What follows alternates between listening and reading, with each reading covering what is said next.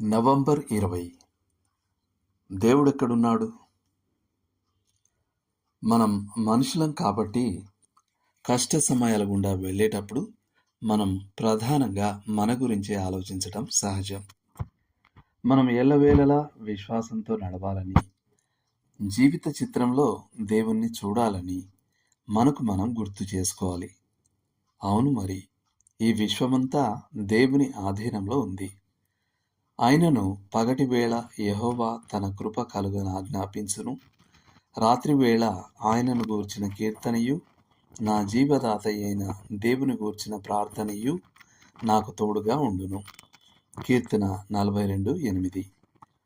దేవుడు ఆధిపత్యం వహిస్తున్నాడు. మనం ఆయనకు ప్రార్థన చేయగలం. అప్పుడు ఆయన మనకు ఓ పాట ఇవ్వగలడు. రాత్రి వేళలో కూడా సజీవుడైన దేవుడే నా జీవితానికి దేవుడు గనుక మనం అనుదినం ఆయన వైపు చూడాలి. కష్టమైన ఏ అనుభవంలోనైనా అతి ప్రాముఖ్య విషయం దాని నుండి మనం బయటపడటం కాదు, కానీ దాని నుండి మనం ఏమి నేర్చుకుంటాం అన్నదే. ఒకవేళ మనం నిజంగా తృష్ణ కలిగి ఉన్నది దేవుని కొరకైతే, ఆయన సహాయం మరియు విడుదల కొరకు మాత్రమే కానట్లయితే, మనల్ని కూల్చేసి ఉండే అనుభవం నిజానికి మనల్ని కట్టి లేవనెత్తుతుంది. సనగడానికి బదులు మనం ప్రార్థిస్తూ ఉంటాం, స్తుతిస్తూ ఉంటాం. జీవితం మనల్ని మాత్రమే చూసుకునే అద్దంలా ఉండదు. దాని గుండా మనం దేవుణ్ణి చూచే కిటికీగా ఉంటుందది.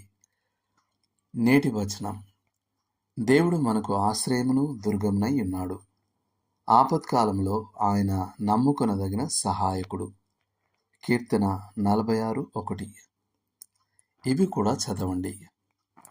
యోబు 35:10, కీర్తన 27:5, కీర్తన 37:39, కీర్తన 42 మరియు కీర్తన 43. చేయాల్సిన పని: కష్టం పట్ల మీ వైఖరి గూర్చి యోచించండి. మీరు దేవుని వశంలో సమస్తం ఉందని చూడగలుగుతున్నారా?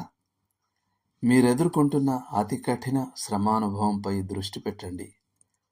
సమస్తం దేవుని నియంత్రణలో ఉందనే సంగతి మీకు తెలుసని ఒప్పుకోండి. మరియు తనను తాను మీకు అద్భుతమైన ఓ కొత్త విధానంలో కనబరుచుకోమని, మీరు మీ కష్టాల నుండి నేడే బయటపడకున్నా సరే ఆయనను వేడుకోండి. తర్వాత కొరింథీలకు రాసిన మొదటి పత్రిక 10వ అధ్యాయం 13లోని వాగ్దానాన్ని చదివి స్వతంత్రించుకోండి. దేవుడు మిమ్మును దీవించునుగాక. ఆమెన్.